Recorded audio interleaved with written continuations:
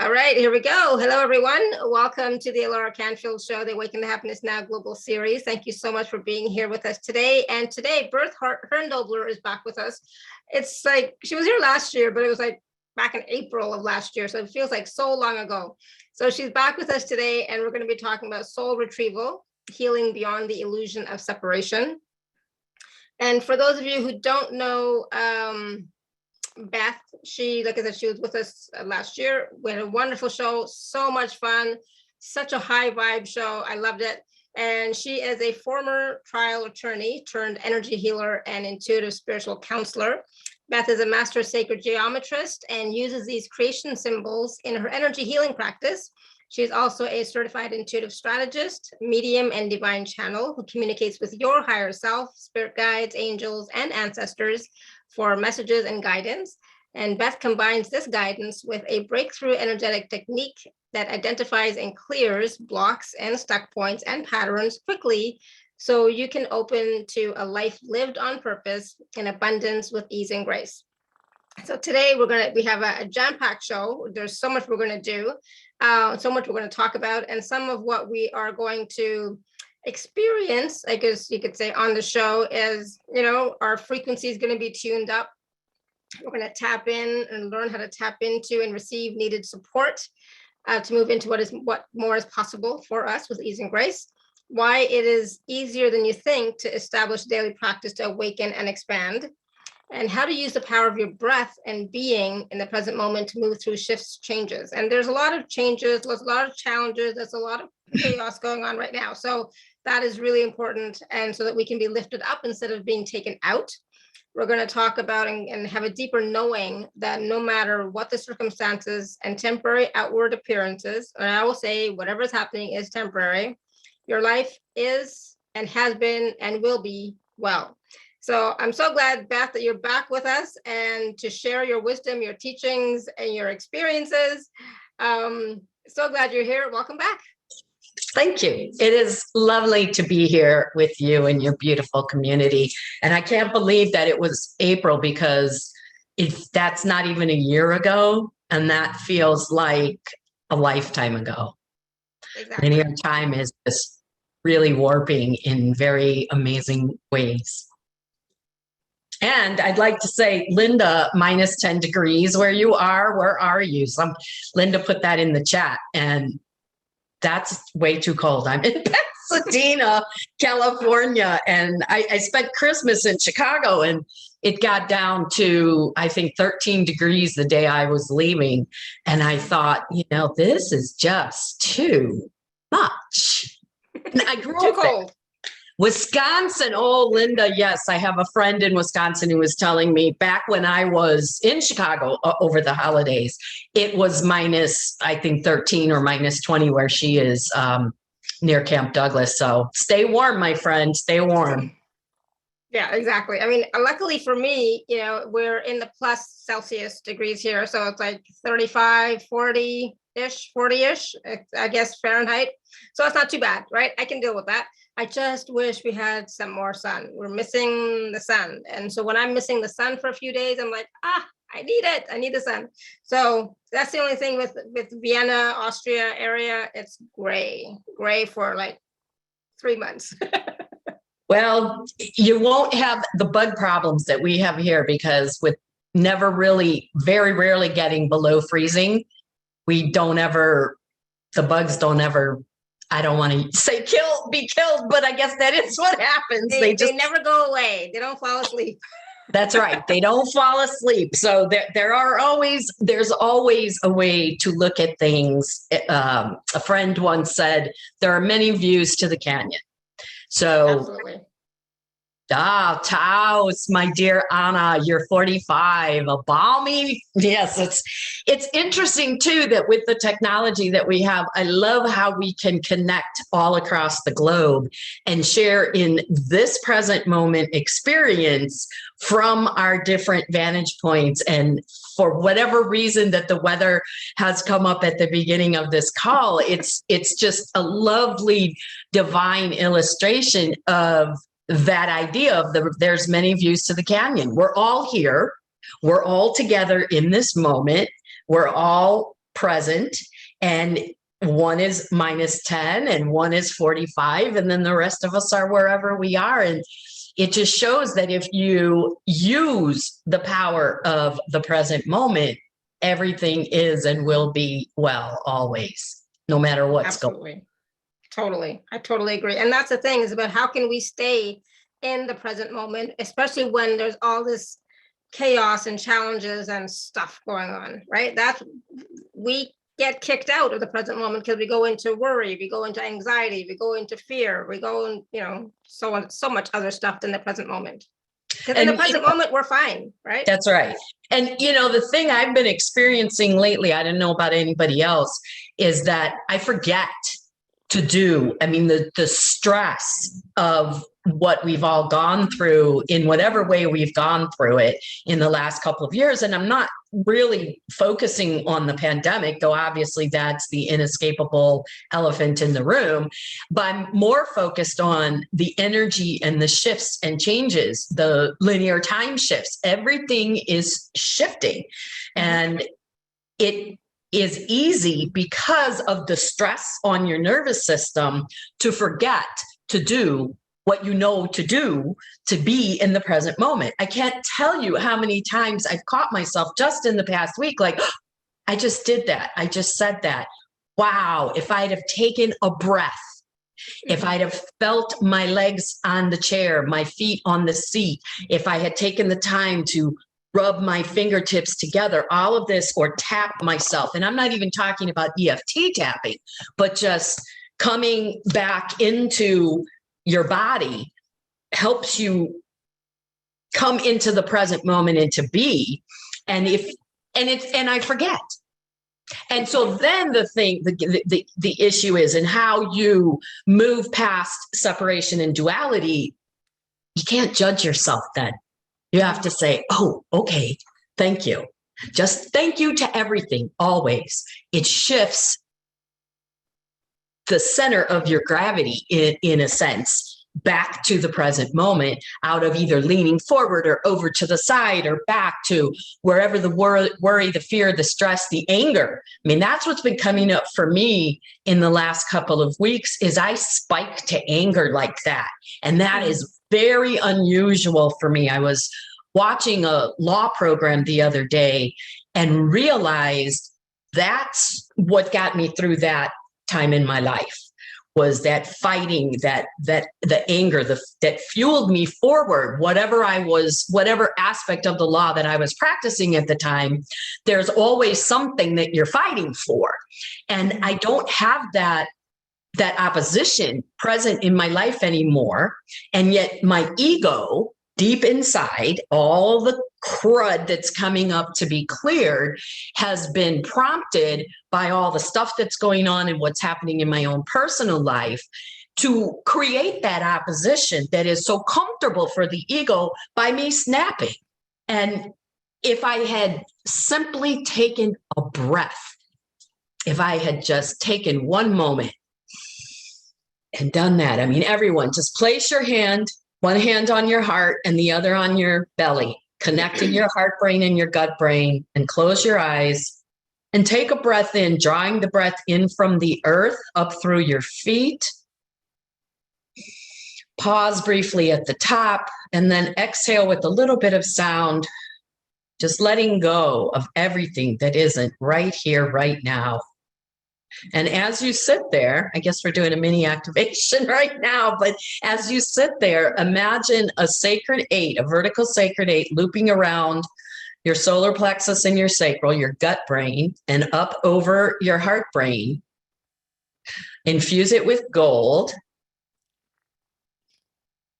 and just breathe into it for a moment.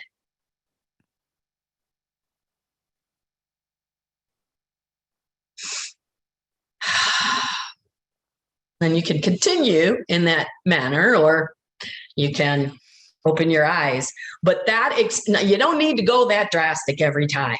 I mean, really, just one of the easiest things, rubbing your thumb and your index finger together, is just enough that you can feel the ridges of your fingertips, wiggling your toes in your shoes.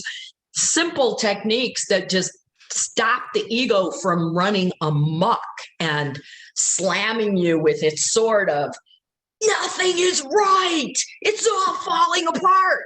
And if you can only remember and catch yourself, you can save yourself a lot of angst. And for the times you don't remember, leave yourself alone. You know, you would be as kind as you would be to your best friend or a stranger on the street. If you saw someone having a hard time and, you know, let's just say you're in a store, you're in a grocery line, and they're having trouble with something trying to check out, and they're there for a while and they get agitated and they just sort of, you know, this is ridiculous. You're probably going to say, you're right, it is, because the person, whatever's happening, justifies that response in the 3D human realm. And yet you're not going to say, man, are you ignorant? You know better. How can you be who you are and let all this happen and go off like that? You have to forgive yourself every time. Because when you don't, you're creating more of that same oppositional energy of duality and separation. You want to just bring yourself back to yourself and trust and allow. You are entitled to go off and make a mistake, and as the same way as anybody else. So absolutely. I know a couple people have said in the chat, yes. So I guess I'm not alone in this. There's also I am not an astrologer, but I have a bunch of them in my family. And I've tried many times to learn, but it's just not my language, which is hard because it's the soul language of us all. I mean, it's the energy of what's happening out there and therefore what's happening in here. And yet not knowing it, I have had to learn to trust. And then I call them and say, hey, what's going on? Because it's really, the energy is really fierce and really ragged. So I can't tell you. I know Neptune and Pluto are doing some stuff. Mercury's in retrograde. Bottom line, the energy is prompting us all to kind of break up all the crud that's underneath. So for example, I was referring to how Mars, thank you, Ellen. Mars is very strong at the moment. And that is fiery energy of fighting and anger and all that kind of attack sort of energy. Is part of Mars.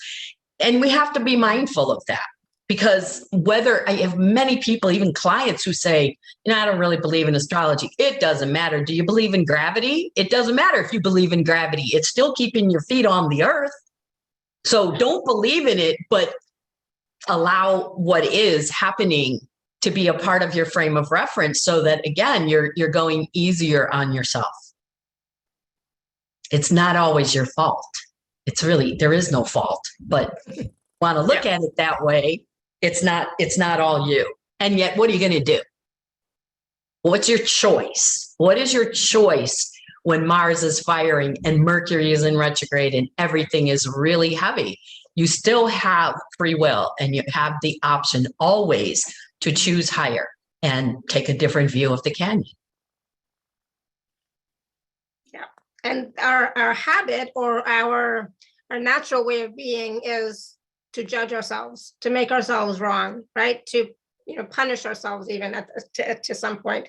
And the thing is, that has just become a habit. It's not really, we know it's not valid for us. We don't believe in it. We know it's not right. We know it's not, you know, like anything, but it's still just a habit. So when things like that come up, and I think I was talking about this with one of my own groups recently, and it's like, when it comes up, that judgment comes up, those angry thoughts, or those, you know, I'm a failure, what's wrong with me, blah, blah, blah. Don't listen to it.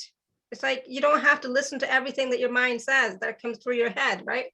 And then, you know, it's always about coming back to, like, all right, what is this teaching me? What is in within me that is, you know, hurt at this moment, you know? And, you know, it's so hard because we're so used to looking outwards, but it's about going within and looking at ourselves and looking within to what is really calling us to love ourselves more. That's right. I mean, at its core, at the core of all emotions, you can break it down generally to love and fear.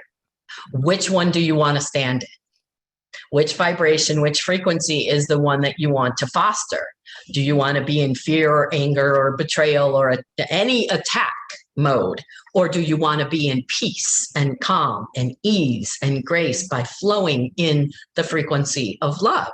And that's the choice that we have to make over and over again, the same way we have to breathe and drink water and sleep. I mean, these are things, there's nothing one and done about it. And so that's why a daily practice is very important. But I will tell you this, how strong the energy is, that passionate, fiery fierceness of Mars. I have even in the last couple of days been questioning while I'm doing an hour-long meditation. I have found my egoic left brain mental mind saying, well, you're not really meditating right now. And then it goes through this list where your mind is wandering or you're traveling. That's not meditating. Oh, that light you're connecting with, that's just you. And then I'm like, I found myself the other day questioning, wait, am I really actually meditating? And then I'm like, no, stop. I heard it said recently, think of that voice in your head as a DJ. And if you don't like what the DJ is saying, change the channel. Yeah. Because you have that power when you're listening to the radio. You don't have to listen to what the AM DJ says. Turn to FM and pick a different channel. And yet again, we have to remember to do it. And that's where a daily practice comes in. The other thing that I think is very, very helpful is the concept I've been working with lately, that when a condition, a challenge, a problem, the chaos of the world, the violence, I mean, there's so much going on out there that it would be a miracle if you can stay aware of what's happening and stay in the present moment. It's actually a miracle every time you can do that, because the forces that are out there are trying to pull you in that direction and out of present alignment, out of a state of being in that frequency of love. And so I've been working with the concept that when a condition comes to you, comes before you, it's meeting you, but well, I guess the better way to say it is you're meeting it, but your light is meeting that. So the condition comes to you, but if you stay in your light and shine it, the condition dissolves. Now, that doesn't mean you're able to, I mean, I wish it were so, but we are not actual wizards like in movies and so forth, that we can shine our light and make everything in the 3D world perfect. We each have free will, and there's billions of people on the planet exercising their free will. So it's important not to think that that's what we're talking about. What we're talking about is that when it comes into your field and into your awareness, if you remember in that moment, my light is more powerful than this, the love that I feel, the frequency of flowing in that love that is available to us from a connection and a co-creation with the divine and the universe, the conditions impact on you dissolves in the face of your light. The same as darkness. If you walk into a room that's dark, you flip on the light, there's no more dark. Turn the light off and the dark returns. That's your choice, to sit in the dark or turn the light on. So that's the power that we give away when we choose to go into fighting and resisting and arguing or exploding, even at a minor level, which is what, I can't believe you just said that. I mean, that's how it feels to me. I had a very lengthy situation with my health insurance carrier. It went on for 5 weeks or so, where they were billing me $800 or $900 more than what I owed. And their current way as a large corporation of resolving this is that you have to start over every time you call, because it used to be, I'm showing my age, but I'll be 64 in a few days. Back in the day, you call and you are able to have that person, you call customer service, they deal with the problem, come back and, call you back and tell you what's happening. None of that accountability is going on anymore. You have to stay on the phone while they see what they can do. And then if they say it's going to be this way or that way and it's all going to work out and it doesn't happen, you have to call back and start over. I literally spent 20 to 22 hours on the phone with this carrier for 5 weeks trying to get this resolved. Meantime, I'm getting, your payment is overdue and your insurance is going to be canceled. And even though they told me it takes 90 days for it to cancel, that's not a good thing. Mm-hmm. So the very last phone call that I had, I thought before I started, I centered, I connected, and I said, I'm going to make sure my heart chakra is spinning to the right. And I am going to ask, I'm saying all this to myself, I'm going to ask the universe to allow whatever the aspect of the fighting, advocating for the rightness of a cause that I developed as a lawyer, whatever of that is going to serve in this moment, let that and only that come through. And then every time I started to get more frustrated, I was on the phone for over an hour in this last phone call with actually no resolution, even though I'd already been told many times it's done. And as I would feel myself getting amped up, I would hear myself doing it, I would take a breath and spin that heart chakra. And it allowed me to stay present enough to both advocate fiercely for what they were doing, advocate for myself and illuminate for them, this is not right and something has to happen. I wanted to speak with a supervisor or a manager that would be someone I could follow up with. And the woman was offering me another alternative to speak with someone in their escalation department. And I'd been through that a couple times and I was initially resisting it. And then because I kept spinning my heart chakra clockwise, it stayed open and I was able to hear the guidance, ask her what she would do. Since there's what you think should be done to solve this, and she's offering you something that you have sort of gone down that path and it hasn't worked, but she was offering it in a different way. And when I did that, she said, talk to the escalation department. And within 2 days, the whole thing was resolved. So there's a way that you can not fight and still advocate, and that you can stay conscious by keeping your heart open. Remember too, that the heart and gut brain, the heart especially, that's the stronger one, not this. Mm-hmm. This is very, what's functional, all right? We need the head to function, but we truly need to come from the heart, because that brain is the one that's going to connect us with the divine, keep us on our path, and allow us to see what we're missing in the moment. Like I said, I was able to ask her what she would do. And not only was the whole thing resolved, but as one of their agents 5 calls back said, they owe me money. So I don't have to make a premium for 3 months. Now, had I not allowed all of that to come together that way, I don't know, I might still be fighting with them. Mm-hmm. And now, part of that was you being willing to listen to the guidance and following through with it, following up with it, following through with it, right? So listening to the guidance, because you continue to open up your heart chakra, continue to be in that space of allowance instead of fighting, resisting. I'm right, they're wrong, that type of energy, right? Right. Now, and I apologize because I don't want to keep clicking on the chat because it's too distracting for the work. So I don't remember the name of who just said this, but the box pops up and I see what I see. So forgive me that I don't know who you are at this moment. Someone just said, what if you're fighting with yourself? Well, that's what I've been doing for the past several weeks, especially the past week and a half. I have been fighting with myself and judging myself. That's the time you really need to drop in to the heart. And even if necessary, when the fighting starts and your head is judging you and saying all this stuff, literally put your hand up, like stop, as if there's another person talking to you, and turn your head away and say, no, be gone. Do not connect. Just move out of it.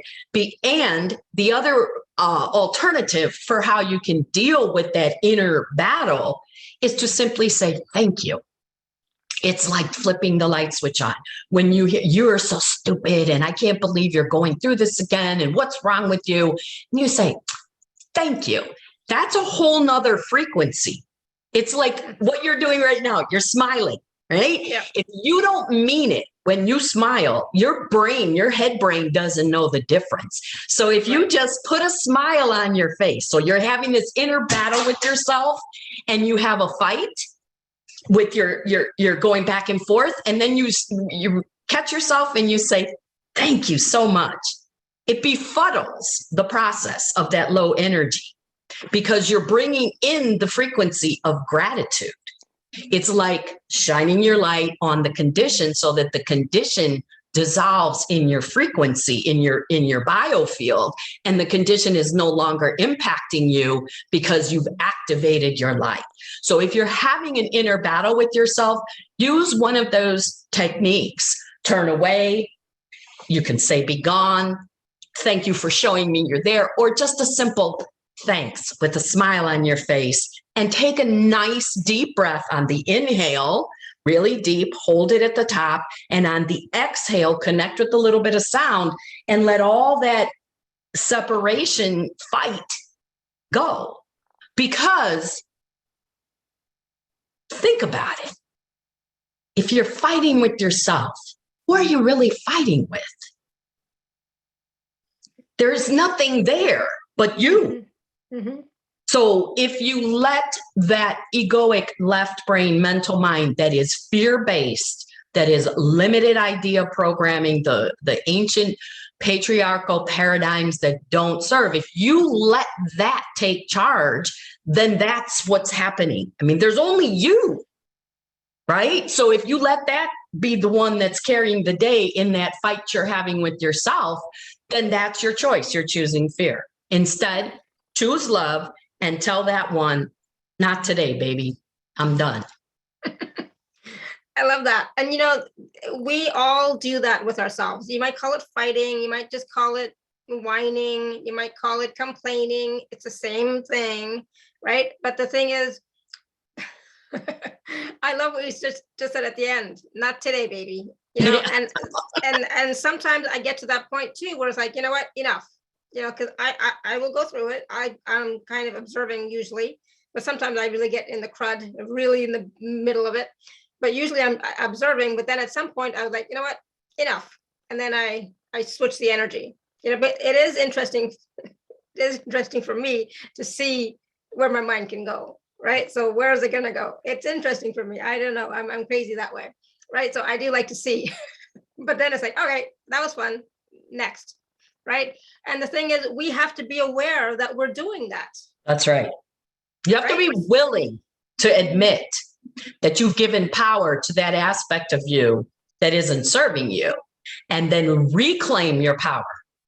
I had a friend, she's made without her judgment. I was just going to add right. That's right. Without judging yourself and beating yourself up. That's absolutely right. I have a friend who's now on the other side who our kids are somewhat close. Some of our kids, I have two that are very far apart, like 13 years apart.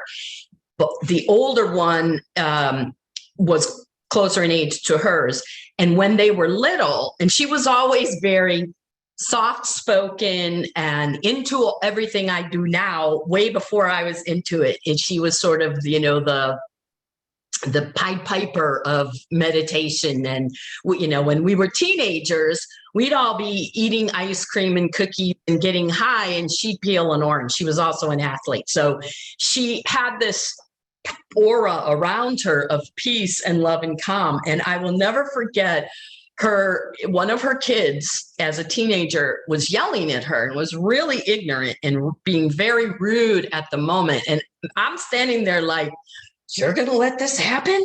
You're not, and this is 30 years ago. So long time ago for where I was versus where I am. And she leaned forward and said, you are giving all your power away right now. And I looked at her, and the kid kept going for a minute. And she said, you know, if you want to be mad at me, you can be mad at me. But the way you're doing it right now is you're giving your power to me. So you got about a minute now to catch yourself and choose. You're going to keep your power, or you're going to give it to me. Now, she didn't even mean, because she wasn't that kind. I was like, you're going to take a time out. You know, I'm that kind of mother. She was not. I don't know what she was talking about, what was going to happen, but we never had to find out, because her child looked at her and said, I don't want to give away my power. I want to keep it. And she said, then just take a breath and let's start again. Because when you give in to that egoic left brain urge of anger or fear or worry or righteous indignation, you are giving away your power. You're letting it be out there instead of holding it here and letting it support you in whatever you're needing to move through in the moment. And so I say to everyone who's listening to this, watching this, whether live or on the replay, good for you that you're here. Because this, even me doing a show, me listening to a show, that's what helps us remember. Because now we're implanting all this rich, luscious positivity in that egoic mental mind. And it's going to be like this giant, it'll take a while for it to wend its way through and out of all the positivity that you've fueled it with, that you fed it. The more that you activate the frequency of the experience that you wish to have, the more you will have that experience. Say that again. The more you activate the frequency of the experience you seek to have, the more you will actually have it. So you wake up in the morning and everything's fine, and then something happens and you turn into the angry, whatever, the fear-based, the worry. And at that moment, you've completely dropped out of holding the space for a peaceful, loving day where miracles abound and you're able to do everything you need to do with ease and grace and flow. You're letting that go because you're no longer focusing on connecting. If you think of it like a plug in a light socket. If you're in Europe, you need a certain kind of plug. If you're coming from the United States, you're going to need an adapter to use that plug. It's the same thing. If you want to tap into the frequency of love and peace and ease and grace, you've got to plug into that frequency. You have to do that consciously and actively. Again, like breathing, it's not a one and done. You have to reboot it through the day. And when you feel yourself being oppressed or having that condition of fear, anger, worry, whatever coming before you, you have to be able to catch yourself in that moment and say, I am going to choose higher. I'm not going there. You're not going to take me out. Absolutely. And like you said, it's not one and done. And it's something you do have to practice. You do have to become aware of. You do have to choose consciously until you get to that point where it becomes second nature. Right? It becomes part of who you are. Then you don't have to do it consciously all the time. It will automatically be there. But for now, you know, I mean, sometimes I like that. Like the way you stopped and laughed for now. Yeah. And for tomorrow and the next day and the next day. I mean, we are the whole purpose. Now, I don't know if the purpose is the right word, but the basis of life on earth is duality. It's separation. That's what's happening here. And trying to remain a conscious spiritual being while in this 3D body is the lesson we're here in part. That's one of the biggest lessons everyone comes here to manage. There's beautiful experiences that you can have because you have these 5 senses that are physical, that you can't have when you're in spirit form, because you only have the one, the all that is. And that's a beautiful thing, but you don't get to taste, you don't get to smell, you don't get to feel in the passionate sensation of being with another human being. You don't have that in the same way when you're only in spirit form. And yet it's hard to learn how to balance and to master that. I can tell you this from a very small example. Pre-pandemic, when I was going to the same yoga studio for about 6 years, a little challenging to park there.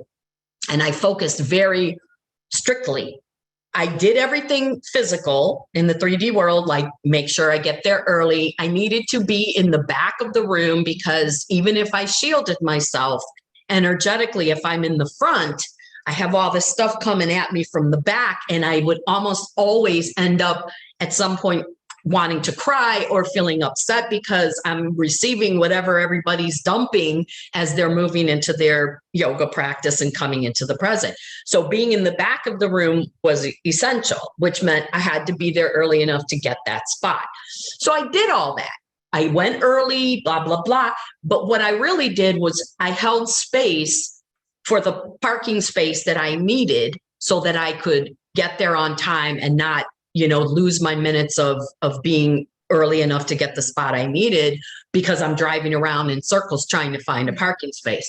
So for, I don't know how long, months, I was actively, doing park, and focusing and visualizing as I'm driving. It's only, 10 minutes away, but all that. And then I started forgetting to do it. I noticed everything was great. Like every time, thank you, universe. I got that rock star parking. Thank you. And then whatever reason, I started forgetting to do it, but I was still getting the parking spaces. After a few days of this, I realized, wait a minute, I haven't been actually activating the parking space, but I'm still getting it. And I sat in the space where I was parked for a minute and felt into it. And it became very clear. The message from my guides was, it's because you held the space long enough that became your default frequency. So every time you head out the door to go to yoga, your brain is saying, even though you're not consciously doing it anymore, your brain is holding the space for that frequency. So that's the real benefit of a daily practice that is dedicated and really sealed into your everyday life, is that over time, those pathways in your brain are going to default to that frequency of the experience that you seek to have. So if the experience is ease, grace, flow, and peace, of course, getting the perfect parking place to allow you to get to where you're going on time is a part of that. And it's going to happen without you having to consciously focus and create it. But you have to be dedicated. Yeah, absolutely. And I love that. It becomes your default frequency. It takes time for it to become your default frequency. And that's why we always stress, are you doing your daily practice, whatever it happens to be? And what is it that you truly want? And I was asking myself this recently, like, what is it that I truly want? So I'm thinking about this year, blah, blah, blah. You know what? I really want peace. That's what I want. I really want more peace. Right. And that really the stillness within, I really want more of that. So, so then what am I doing, to get into that frequency to begin with? Mm-hmm. Right. And then doing it on a regular basis, every day, daily, etc., until it becomes the default. But some people like me are sometimes impatient. It's like, I want to feel it now. I don't want to wait 6 months or whatever, who knows how long it will take, right? I want to feel it now. I want to feel it yesterday, So that impatience, again, is the ego, the mind, the fear-based, the lack-based, the scarcity-based. And that's when that comes up, and it's like, you know what, calm down. It's okay. There's no rush. It'll be fine whenever it is, when it's time. So for me, it's always about talking to my mind and saying, calm the F down. Right? My voice is going, I don't know what's going on, but I'm having that issue too. So we're gonna go back to Mars, as Ellen said, where it's Mars is affecting our throats. Let's blame it on Mars. That's a perfect time to just say thanks. Mhm. When your mind starts doing that, just say thank you. It's very befuddling. A perfect example of that is when the first, I guess it was the first Iraq war, the Saddam Hussein weapons of mass destruction war. Long time ago, I was still a lawyer. Going to lunch with my friend, and his partner sometimes came along, and I didn't always know if he was coming, though usually my friend would say he's going to come with us. And this day I knew he was coming, and we have lunch, and he's all worked up about the war, and we've got to send the troops in, and we've got to fight and and defend and blah, blah, blah. And I don't do the news. I don't do politics. I mean, I've done a lot more in the last, paying attention and holding space and so forth the last few years, because it's been pretty rough here in America. I mean, it's rough in a lot of places, but I know more and pay more attention now to do the light work than I ever have in the past. And I really couldn't argue with him because I didn't know. But what I did know was war is never the answer. So every time he kept going, I would just say, war is never the answer. And he would say, well, then what do you, and he's very aggressive and arguing. And I said, I don't know what the answer is. I only am saying war is not the answer, period, ever. And I stayed in that sort of like playful, war is not the answer. I couldn't engage. So you can adopt that with your mind. Like, don't fight back with it, because it's going to have more power. That's you giving your power away to the egoic mind. Several months later, I meet my friend on the corner, don't know his partner's coming. We're going to lunch, and he shows up, and I said, oh, I didn't know you were coming. I'm not. I came to tell you were right. And I said, about what? I had literally no idea what he was talking about. Mm-hmm. And he said, about war. It's never the answer. And he gave a few sentences. I think by then they discovered there were no weapons of mass destruction. I don't know what the facts were. It doesn't matter. He said, as I was going through my, gotta fight back, gotta win this battle, I kept hearing your voice and seeing your face, smiling and saying, war is never the answer. And one day I felt it. And I realized she's right. War is never the answer. And I wanted to come and tell you that. And I was like, wow, because it really wasn't a significant moment for me. For me, My ego was saying, you better just keep saying what you're saying, because you don't know enough to fight him. That was true. Yeah. But also I didn't want to. And from that moment forward, even though it was many years before I left the practice of law, I realized the power of not engaging in the battle, whether it's with yourself or a customer service rep or your partner or your kid or your friend or somebody that you meet on the street. When you tap into that battle frequency of fear and loss and control and power and all of that, you're giving your power away. Mm-hmm. But if you stand in the frequency of, I am love, I am light, peace is the way I choose to feel this day, you can get there, and it won't have to be 6 months of your practice letting you be there. Now, again, as we've been saying all along, if you can't get there in a day, we are human after all, then you have to be kind to yourself and go gently, because sometimes we just can't do it. And then you get to start again. Every day is a brand new day to start again. Every moment is a brand new moment. Thanks. I was just going to say that. I did a silent meditation retreat several years ago with Reverend Michael Bernard Beckwith. And of course, being, silent, we were there, I think 5 days, and you could not speak. Unless you were asking like a functional, where's the bathroom or something like that. He was the only one speaking. And then we would have, as you can imagine, long periods of meditation, because it was a meditation retreat. And I didn't have too much trouble with it because I was super into the whole thing. And I really was having quite a different experience of not speaking. I was rooming with 3 other women that I'd never met before, and we couldn't even introduce ourselves. And he would say, while we were in meditation, we'd be silent for however long. And then he would say, and now we begin again. And initially, my ego got mad. I'm like, why are you interrupting me? And then I would say, be gone. Thank you. Thanks for showing me you're there. You can go. And it would just sort of dissolve, like when you put some kind of fizz in a water, something that like emergency that dissolves. It was like that. It just dissolved. And then I would be able to go even deeper because my heart brain would say, he invited you to begin again. So begin again. So just like that, I was able to let go of the inner battle the ego was waging because I was being instructed. And now we begin again. In every moment.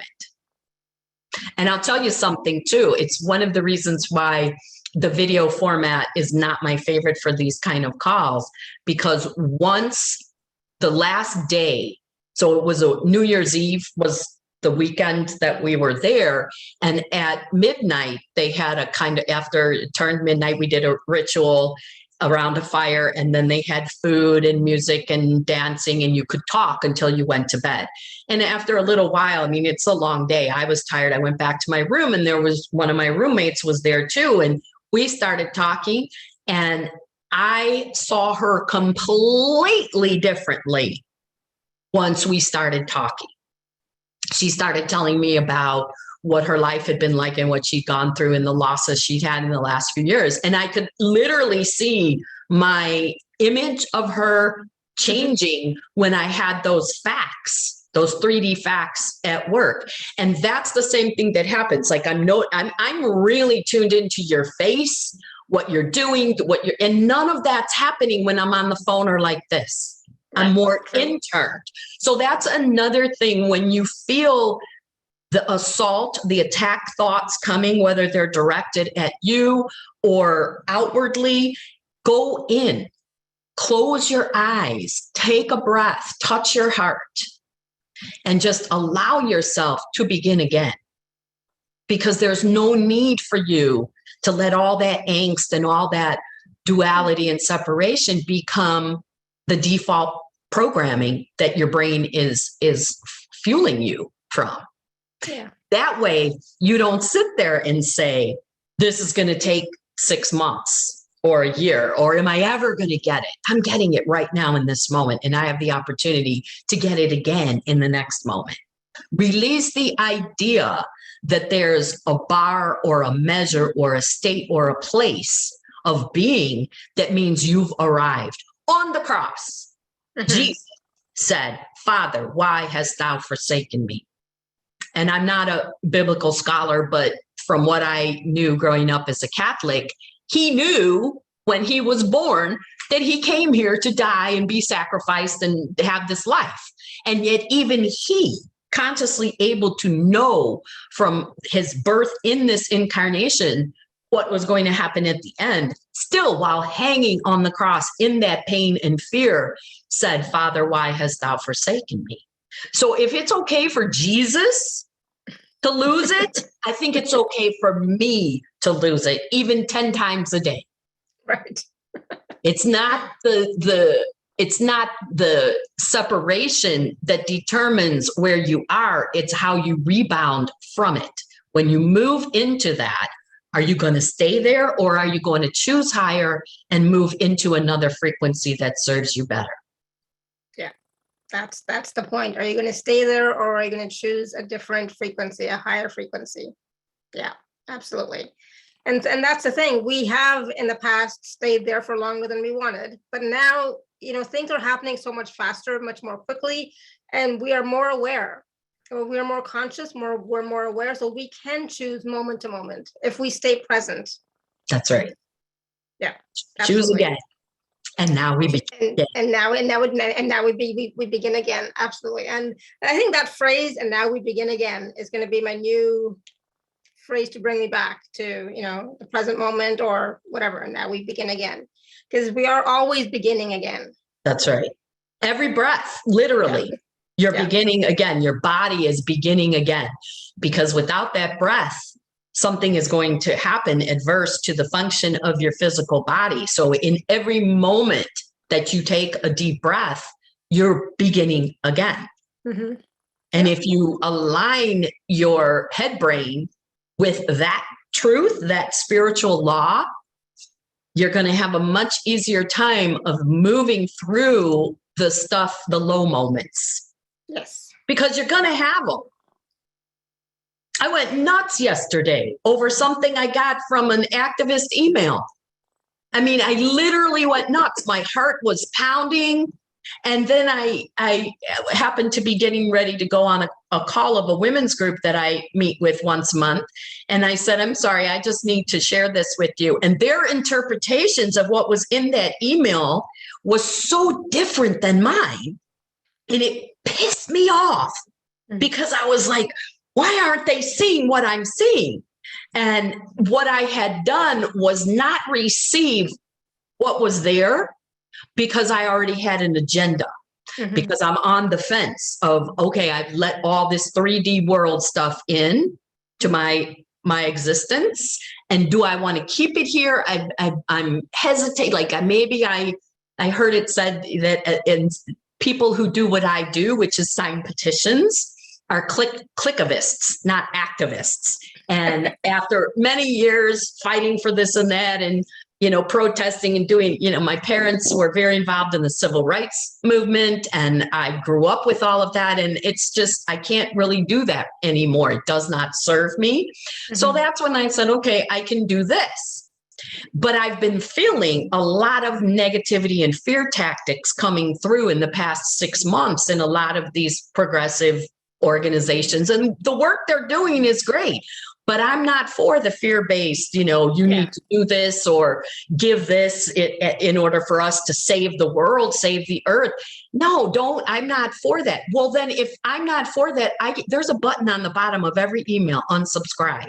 Mm-hmm. But my ego was telling me, well, you're really not doing too much to fight for the planet already if all you are is a clickivist. So maybe if you stop doing that, you're part of the problem. And it's like I just couldn't let myself unsubscribe. And then, so when I read what the organization said was, while you're all wrapped up in your self-care and protecting your aura, think about all the methane gas that's going in and sign this petition. I went nuts. I'm like, how dare you make light of self-care and protecting your aura? And then when I brought it to my women's group, they said, well, what it sounds like to me is that they're tapping into the New Year's intentions that people are all about, going to the gym and self-care and whatever. And they think that that means they don't have to do that for the earth. And I was even more angry. How can you not see the outrage? And then I had to reboot because this is not the point of the call. And when I got off the call, I spent some time in stillness, silence, meditating on this. What just happened here? Because I literally internally exploded and my heart was pounding. And I then got angry because these women didn't go there with me. And as I worked my way through it, what I realized was I was bringing the baggage from all of the other stuff. This organization is not one that generally is fear-based. And I think my friends were probably right that I was misinterpreting it, as opposed to that they were doing something snarky and belittling people who engage in self-care, which we all need to do and protect our auras. It felt to me, I took it as an attack. Mm-hmm. On everything that I believe in and stand for. And when my friends gave their perspectives, I got mad because they weren't aligning with mine. But once I got far enough away from it and spent some time pondering it, I realized I brought an agenda to that email. And it's the agenda that the ego was running and that caused me to explode.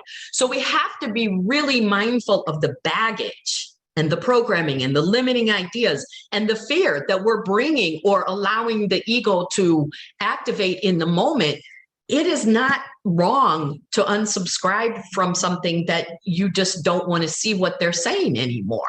I do this with transformational, people too. I never open their emails, but I feel bad to unsubscribe. What?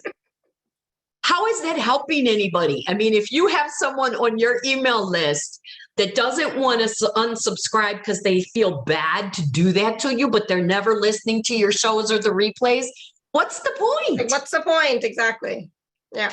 But because I brought all that crap to that one moment, I couldn't see that maybe these people were actually trying to bring in some good stuff. Like maybe that was good that the people on their list that maybe don't know about protecting their aura.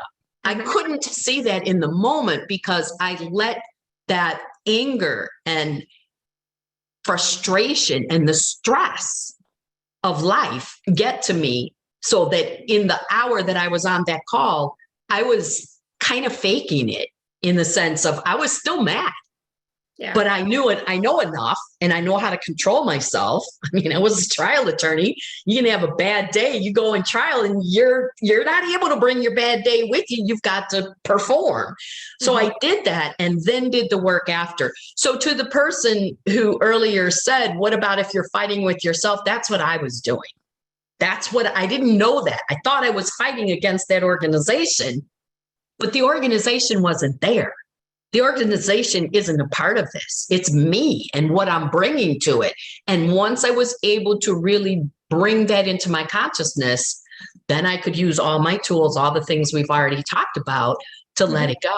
And even here, talking about it here the next day, outing myself for that low, more than moment, that low hour and a half or whatever it was, that's part of me moving past it and will help me catch it the next time it happens. Because had I been present in the moment to what was coming forth in that email, I would never have exploded.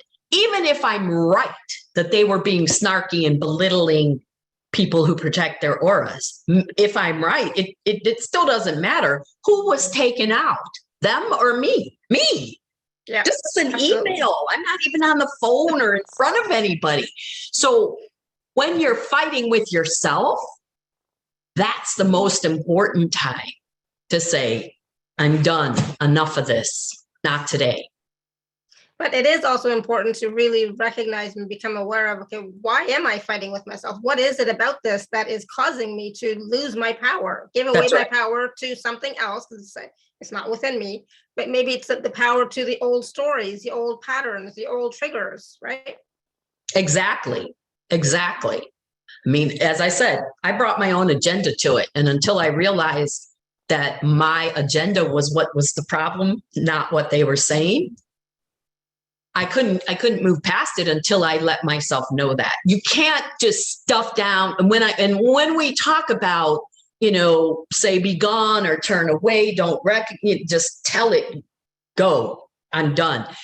That's not, we're not at all saying ignore it, stuff it down. We are saying don't let it have power. You have to see and acknowledge what's happening to let it go. I mean, from what you just heard, that process took me a couple of hours to get through it. And even technically speaking, probably almost 24 hours, because it was just about 24 hours ago. And I now, after parsing this out with you, I now feel a greater peace than I did even when I resolved it amongst myself last night. So you have to be kind and keep inquiring. Why am I giving my power away? Yeah. And yes, Lori, anger is everywhere now. And that's why because it shocked me. The whole thing shocked me. Through the whole evening, I was like, what is happening to me? And I don't want to be this person. But the force, may the force be with you, as they say in Star Wars. The force that is with us now is not only good, there is a lot of anger out there, and you have to be mindful of how it's impacting you and not try to ignore, I should be better than this. I'd like to be better than that. And I will be. Each moment I will begin again. And then I am better and standing in the love and the light and being in service. I can't do that by denying, by what I did on the call. Now, that was appropriate. The call was not there for me to just, which is what I did. I needed to collect myself and perform, not perform, show up for those women in the way that we were. It wasn't a casual call. The call has a format. We're there to share things and set intentions and do things. It's not about you complaining or venting. Venting has no place in the call that we had. So I did need to, sort of grab myself by the short hairs and get myself together. And yet I had to process it later. Yeah. And I thank Lori for saying anger is everywhere, because when you put that together with the Mars energy, it totally makes sense that that's what we're experiencing. And we have to be kind and let ourselves know that that's okay. And that anger might not even be yours. That's right. So there might have been some, but the intensity may not necessarily have been yours, because we are affected by the collective and what's going on. It's not a fun time for a lot of people. That's right. So it's just recognizing that too. It's like, okay, this was a really intense reaction. Is this really justified? Is this really mine? Is like, what is going on here? Right. So again, that is about being aware of what's going on, asking yourself questions. And that's really key right now, especially to ask yourself questions about, okay, why am I reacting like this? I don't normally react like this. So what's going on? So because we are beings who absorb everything, right? So as much as we try not to focus on what's going on, the news, the media, all that stuff, we try not to focus on it, but we pick it up, right? Yeah. And so if you're totally calm and everything is going great, and then automatically you just suddenly like react and explode, hey, come on, give yourself a break. It may not be yours, all yours, right? And at the same time, it might be something that's coming up to get your attention. That's something coming up within you that needs your attention. So it's not. That's why saying thank you is not just about saying thank you, but it's like, thank you for coming up so I can see you. That's right. Right. That's right. That's right. Everything, every challenge, every difficulty is trying to teach us. And even if you don't get what it's trying to teach you, again, using that example I just shared, it took me 24 hours to fully get it. So as I was moving my way through it, I am getting the lesson that the challenge wanted me to get. It's not instantaneous, and I have to be kind to myself in allowing myself the time and the grace that it takes for me to move through it. And what ended up happening, I always meditate at night, right before I go to bed, as well as in the morning. And I had this panorama of my family and my life being shown to me. And it started, back, it was very quick, but it was like seeing myself as a child and then my brothers, my sister, my mother, my father, all these people, and then ending up where we are now, where my siblings, like I, are in our 60s and various things are going on. And lots of people in my family are having between mental, emotional, physical, financial problems. It's not the happy times that it once was, where everybody was. And I'm not saying it's unhappy. I'm just saying the challenges are great, very great right now for many people. And certainly they are in my family. And it's important to be present to that. Because if you're holding yourself to the standard, think of it even physically. At 64, I cannot do the things to my body and get away with it that I used to do in my teens and 20s. I just can't. And if I think that I'm supposed to, now I have an inner battle going on and I'm making a second problem. My body is trying to tell me we cannot stay up. I don't do this, but we can't stay up all night and party and drink and drug and be okay and function the next day. Yeah. I'm not doing that, but using that as an example, if I do that, And then I judge myself because I can't function the next day without acknowledging that that is something that I can no longer access at 64 the same way that I could. I mean, I used to party and stay out all night and then go to work as a waitress without sleeping. Now, I couldn't do any one of those things at this point in my life and be okay with it.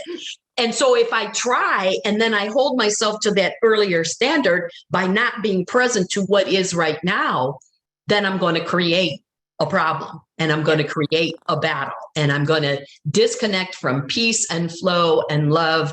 And now I'm really plugging into the anger that's coming for us, because it is, as Lori said, it's out there and it's coming for you. We're all one. We are all one frequency.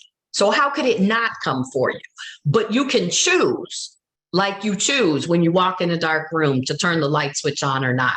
Choose higher and let it be briefer and briefer each time that you are taken out by the outer circumstances. That's how you move beyond separation and duality. And over and again, be kind to yourself. Because you're doing the best you can in each moment. Yeah. And that's what we tend to judge ourselves harshly on. We're not as kind to ourselves as we should be, could be. You know, we're hardest on ourselves than we are on anybody else. And so, you know, like I used to be a really big judger. I used to judge myself like crazy. I didn't judge anybody else, but I judged myself, right? And, you know, when it came down to it, it's like, oh my God, why am I not loving? You know, there's lots of issues, you know, there's reasons for it and it's all been resolved now, but it's like, oh my God, I was like beating myself up. I was putting myself on the cross. I was punishing myself, persecuting myself, go on and on and on. And then when I stopped, it's like, you know what? I'm really not that bad of a person. I'm actually really nice. That's right. And then the heart started opening. Then the light started coming in. Then I started to be able to like really see what was my thought and what my feelings were and what was somebody else's, etc. Right? And really start to know who I am. So, you know, like Lori's talking about, she said anger is coming up a lot for me as well. Just this morning, a person judging me for not getting the jab, calling me a moron. Hard to stay in non-judgment when everyone is judging you. Actually, it's not. You know, when everybody's judging you, that's when I actually send out more compassion to them. That's what I do. It's like, instead of, you know, looking at them and even saying that they're judging, I just send them unconditional love and compassion. Because when you judge the judger, you're the judge. Yeah. And it's your choice. Again, none of this, I think you'll agree, Alara, neither of us are saying any of this is easy. Oh, it's not easy. We're not saying it's easy. We are saying the way out is very straightforward and it's up to you to choose it, the way through the momentary situation or the ongoing, because a lot of this stuff is ongoing. It's happening everywhere out there. And what's happening today may be something different tomorrow. The bottom line is, what is the experience you want to have in this day and tomorrow, next week, next month, next year? I've been reading a book. I can't think of the exact proper name, but Into the Magic Shop, I think. And it's written by a neurologist who was raised in an abusive, poor family in Lancaster, California, which apparently is a very depressing, horrible place to, you know, very poor and nothing much, kind of desert. It sounds horrible. And he met this woman one summer who had come to visit her son, who owned a magic shop. And the kid, I don't remember exactly how old the writer was, you know, early teens. And he was into magic because he was trying to find the way out of the pain of his family life that was terrible. And so he went into this magic shop he had a fake thumbs that you use for a trick, and he lost it. And then he became very desperate and collected bottles to get the money to get a new one and went to this magic shop. And the guy who owned it wasn't there. His mom, who had come to visit for the summer, was, and proceeded to teach him over the course of 6 weeks everything we're talking about. But she called it tricks and magic. Mm-hmm. And this the first half of the book is about that. And the second half of the book is about what he learned as a neurologist. And that's where I am now. But the thing that was so amazing was he set his intention for the experience that he wanted to have based on the work he did with that woman, Ruth, without having any idea how to do the physical 3D stuff to bring it to fruition. So, for example, go to college. He wanted to become a doctor. You got to go to college. He's graduating from high school. He knows nothing about application deadlines, processes, or anything. He went to his school counselor, and the person tried to direct him to technical schools because they judged him, and he's not going to be good enough to go to a university or state college. And then, without him knowing that there were deadlines and things had to happen, he saw a girl in class filling out all these papers when they were both sitting there early for class. And he said, "What are you doing?" "I'm filling out my college applications, and it's so much because the deadline is in 10 days. And he said, and he's doing what I was doing yesterday.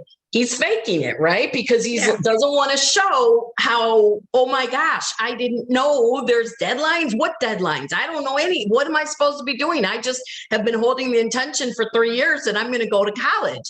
And long story short, he says, "Where are you going to go?" She names the school and asks him, "Well, where are you trying to go?" And he said that school because he didn't know any colleges or anything. And he said, "Oh, I didn't even know that I've been waiting for my application in the mail. I thought the deadline was a month from now." Again, faking it.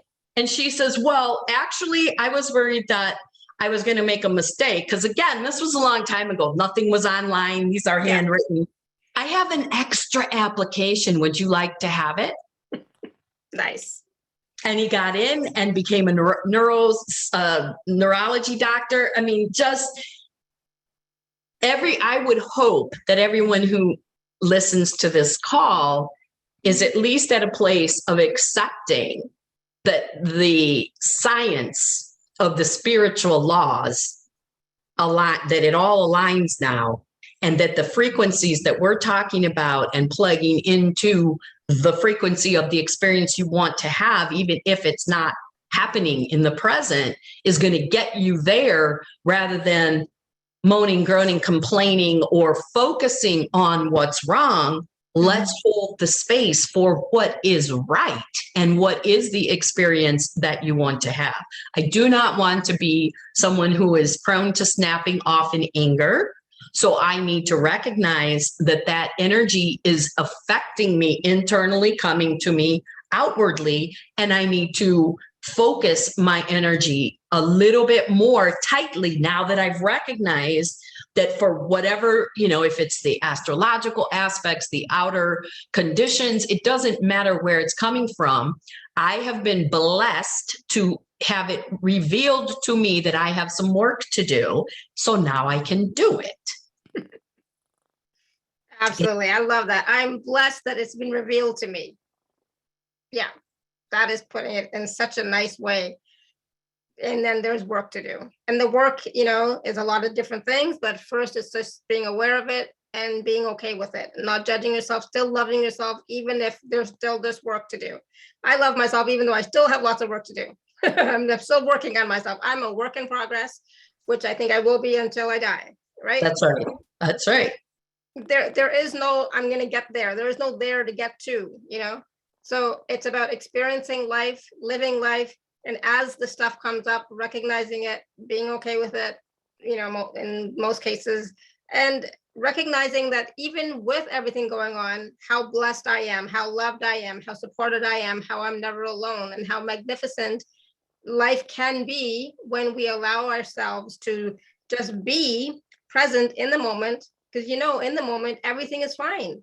Everything is fine. In this moment, you are fine. And the more that we can have those moments, that also will become that default frequency. That's I'm right. fine. Everything is fine. Instead of the chaos and aggression and anger and fear, etc. And so one of my clients, a dear client, the I think it's okay to say this, but she's on the call and in balmy Tahoe, Mexico, with the 45 degrees, her beloved dog just passed after many, 17, I think. Sanchi was 17. And I can't tell you how proud I am of Anna for the work she's done in the last couple of months, really, because it was clear that the dog was on its way out, and the bond was so deep and the pain so deep, and the pain of that loss prompted the revealing of all the other spaces and places where she was holding that kind of loss, and even, I think, holding it against herself. And so quickly she has come to a space of, I am good, really quickly. And even though she's not good in every moment because she's sad, she will break down and cry. She might be crying right now because I'm saying all this. The fact of the matter is that has to happen. It has to go out. What we feel has to move out of us. We can't ignore it. We can't act as if. Otherwise, you're doing what I did, what that kid did into the magic shop book. You're faking it. You're acting as if. That's not doing the work. If you need to cry, if you need to be sad, and let yourself feel whatever you're feeling, and then let it go and reboot and begin again. And so what Anna has done that is so brilliant is she has really focused on the love and the bond that was between her and her beloved fur baby, and she keeps coming back to that. And in turn, that has opened up the channel for her to feel that love from the other side that Sanchi has always had for her. So the power of us allowing ourselves to feel the sadness, the despair, the angst, the anger, the whatever, but not stay there and get stuck is the key to everything. So be like Anna, let yourself cry in front of people if you must, and then move forward into the light of the truth of who you are and what you are here to experience, and what more is possible for you by opening to the world, right? Because it's not all bad out there. There's a lot of good. So what are you tapping into? Which outlet are you plugging into? And it's not, it's also like, not just out there, but in here, there's a lot of good in here as well. And here as well, there's so much good. So don't, just remember that there's a lot of good everywhere if you're willing to look for it, if you're willing to accept it even, right? And acknowledge it. So Beth, Linda has had her hand raised forever. Linda, you want to ask your question? You want to unmute yourself? Not really ask a question, but kind of affirm exactly what Beth's been saying. Because Beth, when you were talking about the car and planning your spaces, I have found that it's been wonderful. And every time I've gone to different places, especially, the right parking space shows up. You're doing it. Yeah, I've been doing it religiously for probably 2 years. But I always plan it ahead of time, and it works. And now sometimes I don't think about it, but like you said, it just shows up at the moment, and it's really good. What you were saying about switching your mindset away from all the angst and the anger and stuff. I had an interesting response lately from a girlfriend of mine who I've known for almost 50 years, I think. Oh, bless you for knowing someone 50 years. And we've been pretty good friends all the way through. I mean, she's a wonderful lady, but politically we are separated big time. And so I haven't talked to her for a year because I knew how she was slanting and I wasn't willing to go there. But when she started bringing things up, I just went silent. And I thought, I know that this is what we're going to do. And she felt the silence and she says, well, we'll change the subject. Beautiful. So it was really good. I didn't get angry. I didn't get upset, you know. I had a daughter who taught me a very important lesson a long time ago, and I learned detachment. I'm not always that good at the detachment, but I'm getting better and better as time goes along. And it's important because most of the time it's their problem, it's not yours. The anger is usually directed at you, but it's not your anger. They're really kind of fighting themselves. And I found that to be very, very true. So I don't think I have too much to ask, except that do you get to talk to the other side at all? All the time, unless Oh. I refuse, Oh, which I sometimes do. Like when I'm in those low places, I'm choosing not to, but that doesn't happen very often anymore. Are you refusing to look there right now? No, I'm not refusing. Okay. I'm in a super fantastic mood and I'm loving every minute of it. So I just would like to know, do you have anything from like my mom and dad about what I recently did in this house? Do you have any response for them? Well, there's a bit of a divide. Your mother is more like this. Okay. And your dad's like he's trying to sort what it's not thanks. He's saying, it's what I feel. I'm trying to figure out if it was what I think is right for you. And so then as I'm connecting with him, now his energy is shifting and he's saying more, but I need to let that go.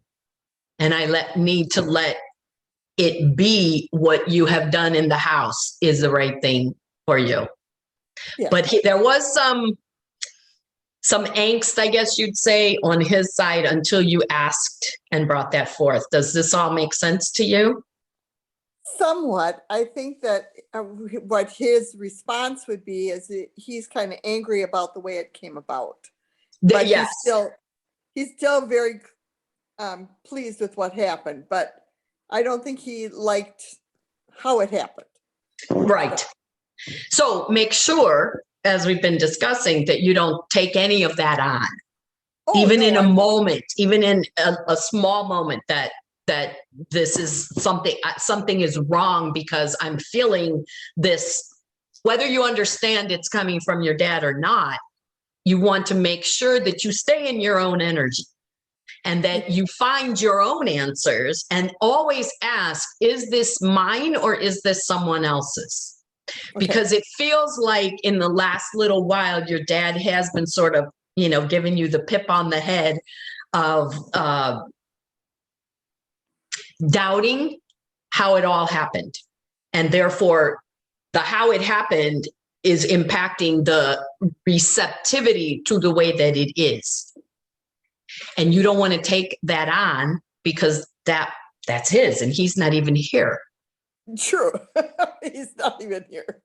You're right. So, and that is a perfect, I thank you for asking this question and bringing this up, because that goes back to, I don't know who said it, but somebody said in this call that we are, I think that was Lori, we are impacted by the anger that's out there, whether it's coming from the planets and the aspects or whether it's coming from human beings, from the collective consciousness.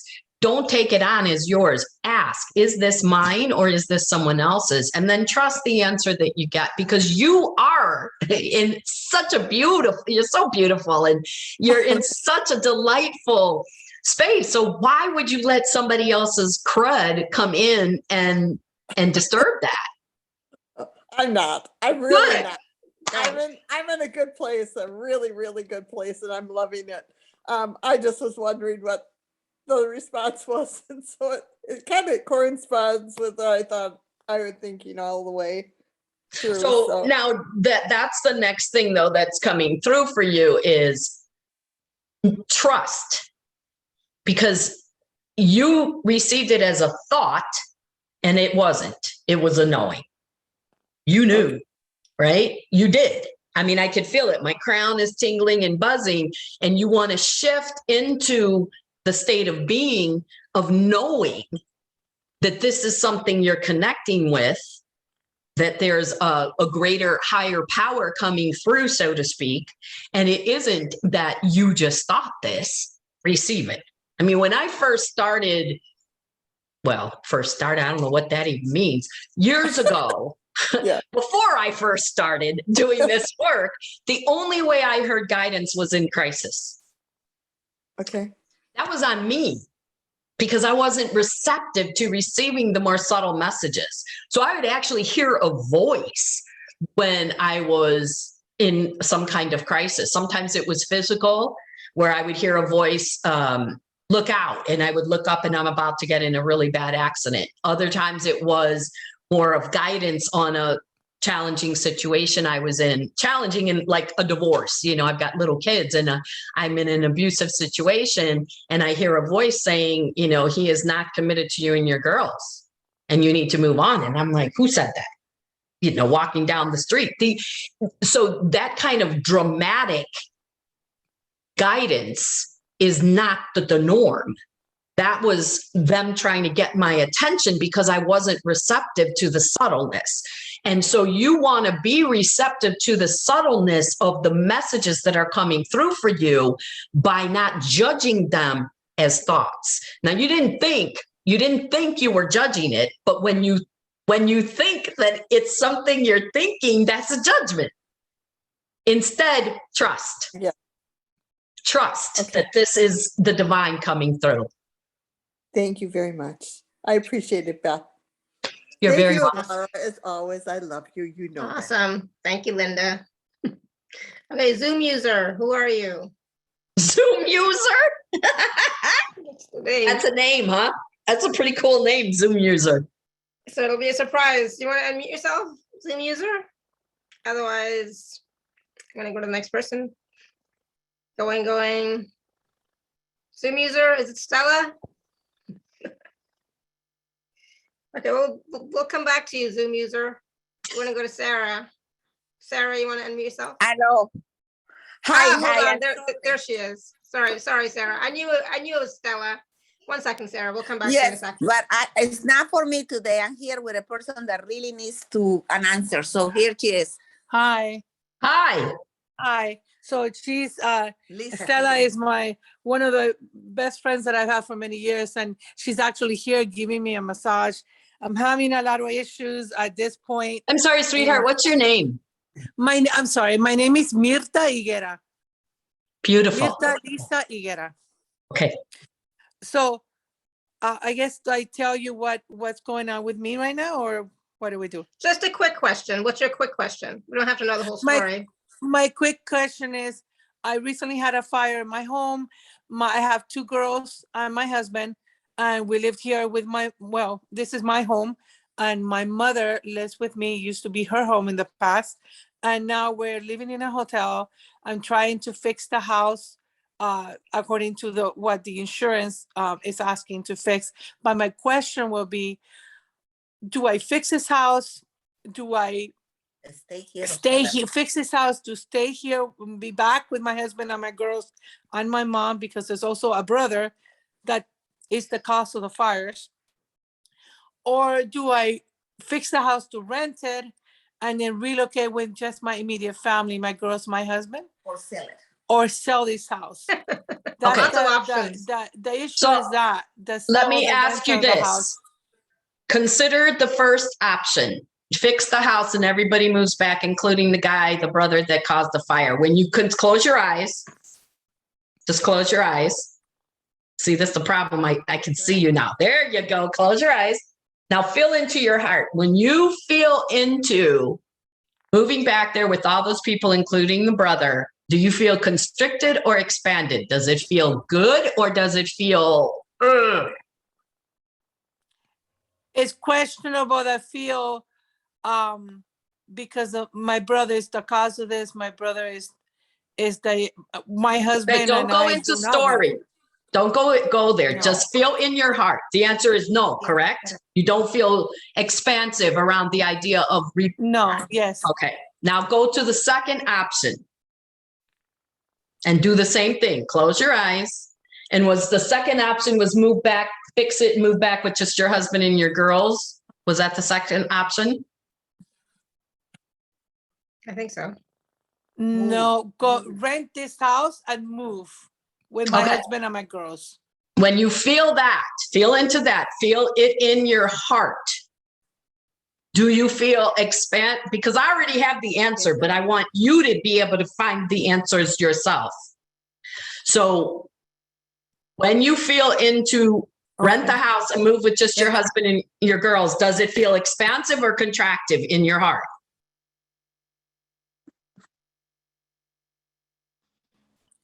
Expanding. I feel like it will be an opportunity for us. Okay, now move to the third option. That was fix the house and sell it. Is that right? Right. Correct, yes. How does that feel in your heart? Stay in the heart. Does that feel expansive or contracting? Contracting, because there's a lot of emotions attached to that Yes. thought. And so now you can open your eyes. The second option, fix the house, rent it out, move with just your husband and your girls, is the one that is the most favorable for you. And I feel that what's coming through from your higher self is that financially, that's also having the income from the rental and having the ability to then later, if the energy shifts, move back there are the reasons why that's the option, because it's not radical, like sell the house, make the money, let's go.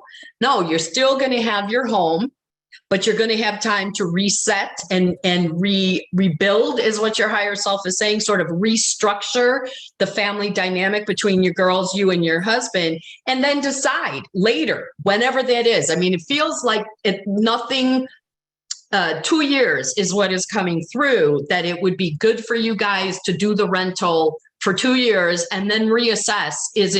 Do we want to? Do we even need to? Or is it time to sell this? Should we move back, or shall we move on and sell it? The energy will be more favorable at that time for a sale, if that is your choice. So option number 2. Okay. Yeah, this has brought a lot of emotions to my girls. Of course. I have a 14-year-old and a 6-year-old. My 14-year-old are very, very, very depressed and very worried about the outcome of all of this, because she was the one that discovered the fire. So it was very traumatic for her. So I'm worried about her, and I think she needs like a time out, just with just me, my husband, and us as a family, Needs to feel safe. Unit. Yes. Yes. Yeah. There She you go. doesn't need. Yeah. Okay. Thank you so much. I appreciate it, ladies. You're very Stella welcome. told me a lot of good things about you guys. Good, thank you. Thank you. Appreciate that. Thank you. And thank Thank you, you. Stella, for bringing your friend. And enjoy Thank your you. Love you. massage. Yes. Yeah, thank you. I am. Good. Thank you. Thank you. Bye. All right, Sarah, I know you have your hand raised. You have a baby there. I do. This is baby Sella. Oh, nice. Oh, hello, baby. Baby, you want to say hi? Hi. Hey, I'm told that Sella is from Andromeda. Cute, And there's so another cute. crystal child playing over there and being noisy. So I'll mute after I ask my question. I have a very close friend of more than 40 years who I hate to say he's dying, because all the psychics and everyone who've been consulted said he could never last this long. And I find myself caught in a very odd situation, which is that his ex-wife, with whom I'm very friendly, keeps calling me in. He's in Israel, and they need the assistance of Hebrew. He's in the hospital, and so many things keep going through me, and I'm being asked to do all this. His current girlfriend is crazy. I don't know why. Won't let me near him, jealous. When they were visiting here, it was like she wouldn't let me see him. It was really terrible. And I'm just wondering if you can pick up anything from me about what my role is supposed to be in this, if I'm supposed to push through the objections of the girlfriend and help the children and the ex-wife and try and communicate with him myself, or if I should just back off, if there's any message on soul level, because I haven't been able to talk to him because of the situation. So no, you are not to push through and make anything happen in the physical here. You are to have all the conversations you need soul to soul. So you go inside, whether in meditation or walking in nature, and you will do the connecting. If you meditate and you have a way of connecting above and below, you can use that. But when we do the activation, we're going to connect. So you want to connect above and below, tapping into the heaven and the earth, and then open through the heart space, call whomever, him, the kids, the ex-wife, whoever you want to talk to in, and have a conversation soul to soul. When you're in whatever the girlfriend's situation is, it also feels like, I don't want to say mental illness, but there's something mental going on with her that is blocking this. And the battle, which has been kind of the underlying thread of this whole call, that fighting is not going to serve anybody. You're not going to change her mind that way. There's no way to reach her at this present moment the way I did that lawyer by saying war is never the answer. She can't be reached that way, but you could have a soul to soul conversation with her. And I see the first one happening, like you'll have a sense of her presence when you do this, when you open the field and call her in, and it'll be like her back is turned and she's off in the corner and she's not talking to you. Don't let that stop you. Use the heart, right, baby? Because I see you listening, and you little Andromedan baby with those beautiful eyes are taking it all in. Open the conversation at the soul level and let the work do the work. Bring in the energy of the universe and the divine to assist you in having these conversations that are not possible on the physical. Okay. That's your work. To hold space for a favorable resolution that is in the highest good of all, and then to have these conversations with the participants. And you'll see over time, if you dedicate yourself, I feel you can really do this. They'll end up all joining together, not together like with each other, but when you call one in, they'll start all coming in, and the resolution will come from there. Have the soul to soul conversation when the conversation in the 3D is impossible.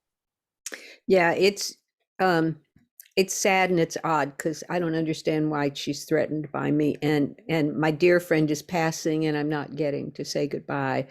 But and do you feel any message from him to me? He's all right. And he doesn't want you to be stressed out. And he also is saying this is practice because that's where I'm going.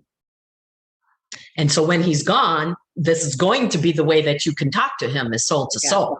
Yeah. And it will be easier now to connect with him because he's still here in the physical. In a way, it will be easier that once he's crossed over to the other side, it will be practice for you to be able to call him in there. Thank you. And I'm a walk-in from Andromeda, so I wasn't too surprised to get an Andromedan. I feel very much kinship. Hi. And this is Levi. Hi, Levi. Hi, Sarah. Yes. All righty. Thank you so much. That's Bye. Bye-bye. Good. Thank you, Sarah. All right, last question from Pat. You want to unmute yourself, Pat? There you go. Yes. Hi, Beth. Hi, Pat. How are you?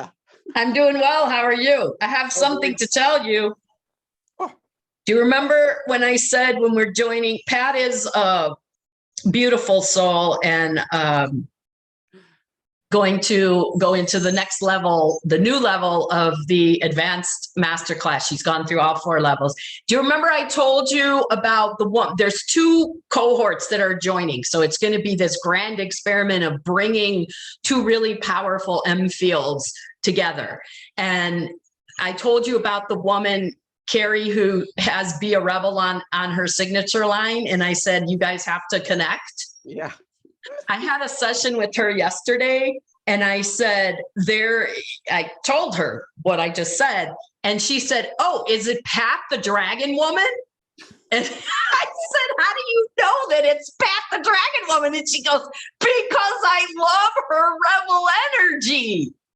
We're going to do great in this master class maintenance program. So you've already been seen. Yeah, good. Well, I'm glad I'm affecting and getting that Enfield started. Yeah, all of us. But what I wanted to kind of tell everybody else here and tell you about my experience yesterday. And that is trusting and going into, that space and allowing. And what I needed to figure out a way. I need to get to a convention in my state down in Las Vegas. I have my husband will be running a marathon in another state the same weekend. I have a dog who has a lot of, she's got grand mal seizures, a lot of medicines she has to take, and I have to, do all this stuff. And I could never afford to board her or pay somebody because it's very complicated. And my husband wouldn't even know how to do it. And so I was like, how can I get to this convention? Because it's very important to me. And how am I going to do this? And then I have a friend who I've known since I was 3.5, who lives outside of Las Vegas.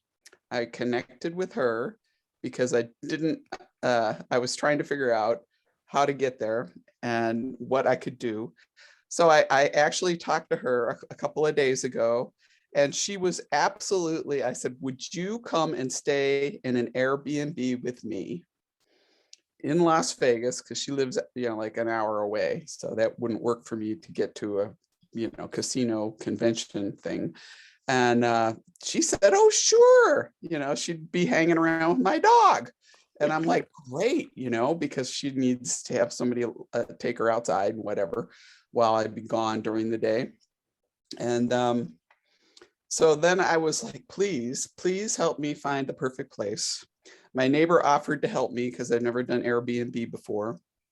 And so I was holding space for me to find the perfect. The first thing that came up was this beautiful house that allows dogs, that she's a top host with this house and thoroughly cleans everything, according to, what we need to do with the COVID stuff going on these days. And she cleans houses for a living, my neighbor. So she knows about these things. So I'm like, okay. And the price was amazing. It's a big house, but it has like 3 bedrooms, so you can sleep 8, blah, blah, blah. And so I was like, it's rather pricey because it's a bigger house. And I thought, okay, well, I don't know what to do. So I kind of had it in the works. And then I thought, geez, why, I hesitate because of the cost and, all that other worry and all that other thing. And I said, well, I can't tell if this is my energy or if this is what I should do. And so I went out to my brandy, my tree, standing under the stars and the clear skies in the Nevada night. And with Orion and Rigel, those are my son's names, overhead, Sirius, Taurus, my husband's astrological sign, with the Pleiades on Taurus's back. I do that now at this time of year all the time. I went out there and I asked, I said, please, all my guides, my guardian angels, my guardian dragons, archangels, Source, Gaia, let me know, is this truly what I need to do? And I'm getting full body chills now. And I said, and can you help me find some people to help me share the costs with that are also going to the convention? Everything is falling into place right now. I listened to that guidance, went and booked that Airbnb, and I'm trusting, and I know, I have the inner knowing that I'll have people to help me stay there. And it might be people I know well, but haven't even met most of them in person. And I'm just like, oh, perfect. You've got got to, see where all this stuff is coming from. Okay, who's talking to you? It's not you, because your authentic self, you got to sit there in your authentic self and ask for help. Ask for help and allow the messages that come through, and just stay aware. So of course, Beautiful. all the training and all the help you've given me to move along my path has been, key to all of this. So I'm just kind of telling everybody else about all this wonderful stuff. And so Beth's a great person to work with. I really resonate with her. And we've been working together quite a long time, huh, Beth? We sure have. And I didn't say this earlier, but I will now. Pat is one of the reasons that this next level of the masterclass is even happening. And I didn't know it until I got the zing in my head to do it at like 1 o'clock in the morning, and sat up and writing all this stuff that's coming through in an email to send to all the people. And then Pat said, thank goodness I've been holding space for you to open to what is the next level for us, because I knew this was not the end.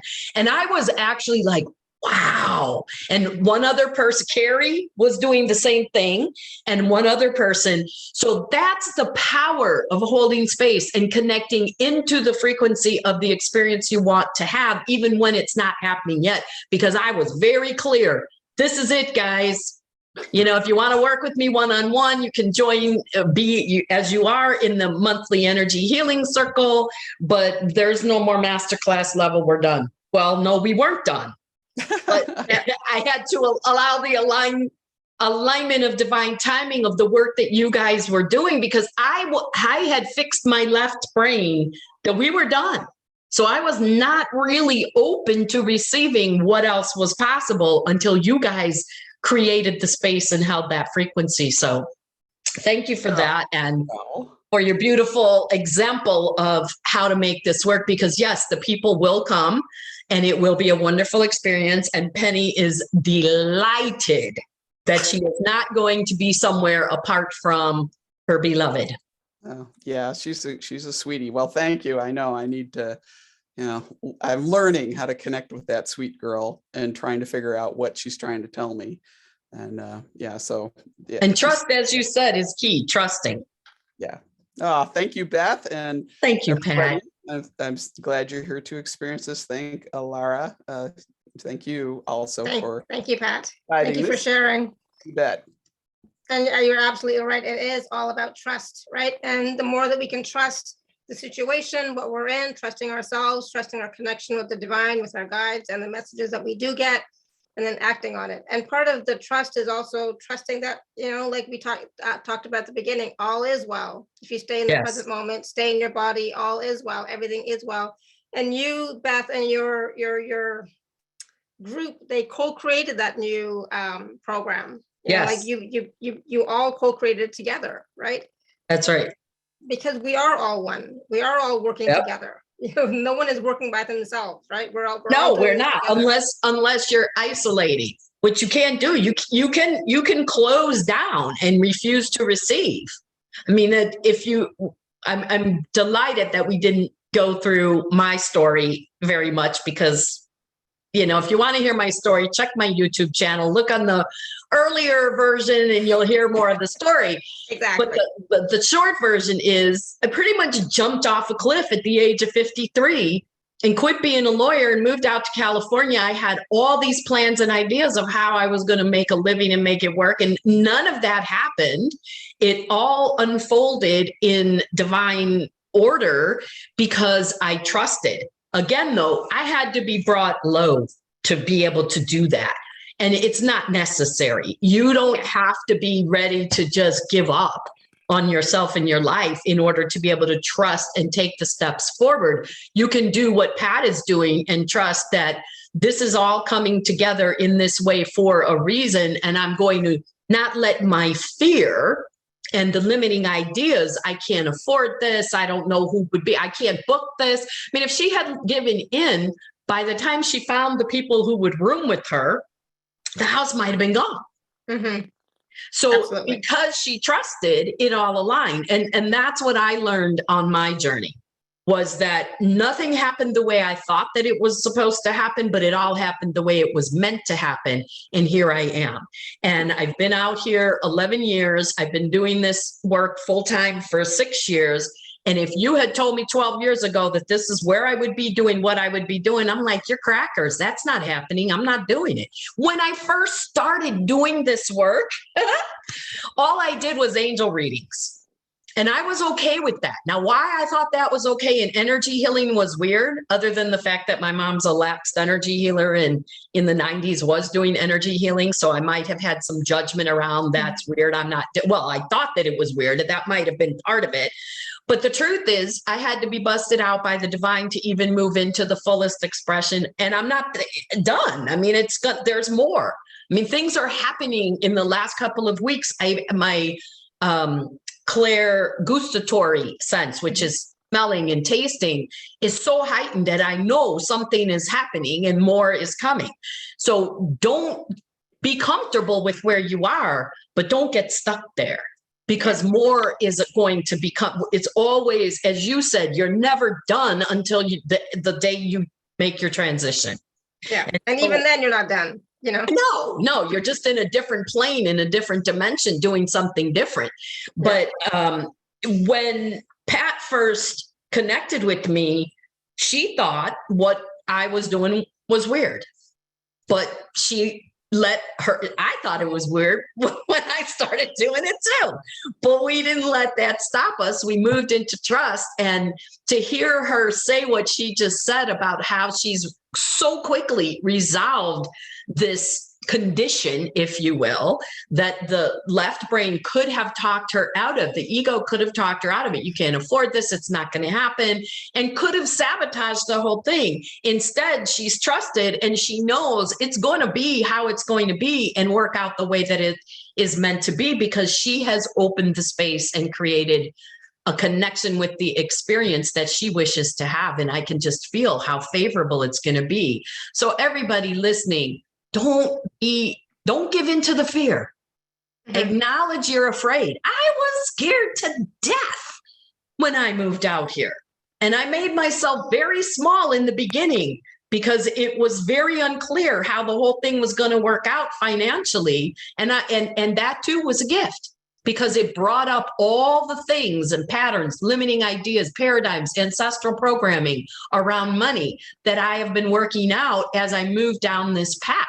So part of me moving out here, not having anything work out the way I thought it was a part of the process that I needed to go through to embrace what more was possible for me. And it all starts with trust. You are not alone.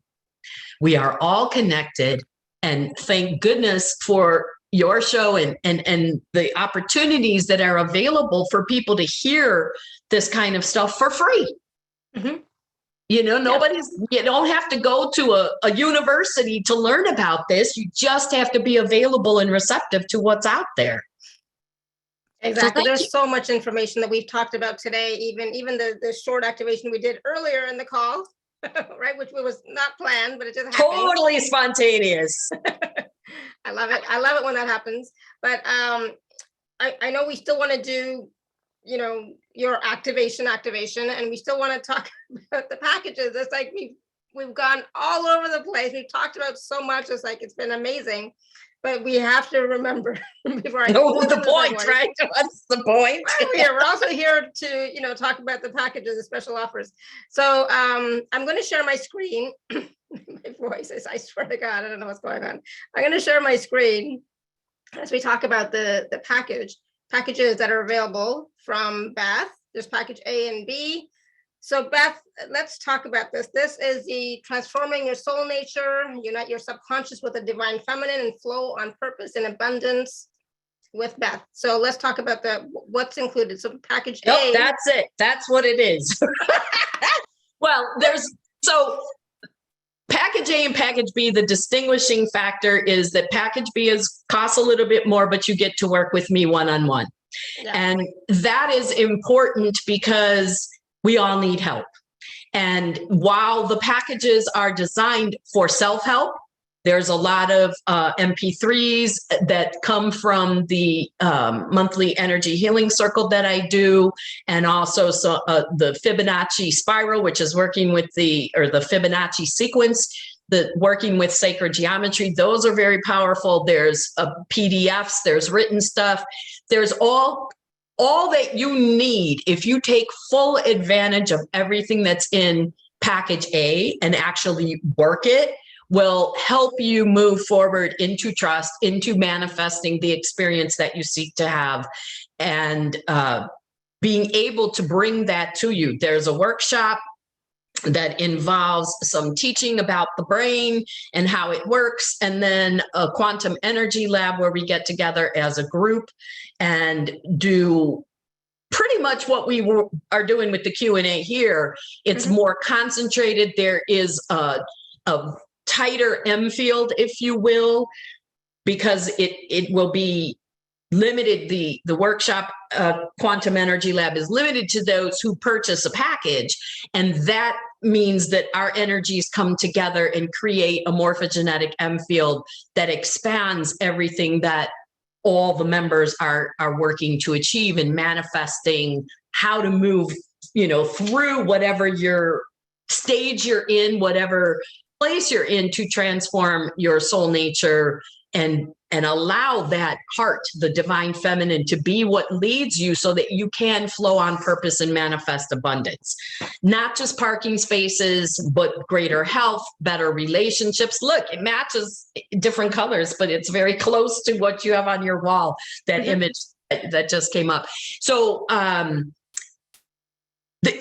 package is rich in order to help you have the tools that you need to move forward. I wouldn't be doing my job if I required that in order for you to heal and move forward and expand and manifest and all of that required you to come to me for the rest of your life. That's not how I see it. If I'm doing my job, you stay with me long enough that you are where Pat is and beyond, and then you don't need it unless you just want the support and the fun, but you don't need it. Pat didn't need me now because she's been working with me for a couple of years. And so that's what the richness of the package brings to you, are the tools that you can use to move into that space of flowing in abundance on your own. And then in terms of the session that we would do, if you buy package B, where you get the 30-minute private session, that one is focused, the session will be whatever you need it to be. It will also allow focus on you realigning with your head, your heart, your gut, so that the heart, the divine feminine, that coming through your right brain is what leads. And even if you already have that capacity to trust and allow, you can expand it and go deeper, always. Awesome. And then, there is, for a special bonus for package B, if you purchase before January 30th, you also receive a 3-month subscription to Beth's monthly energy healing circle. I swear to God. And you know what? It's just a coincidence because the 5 days happens to be, but that's my birthday. January 30th.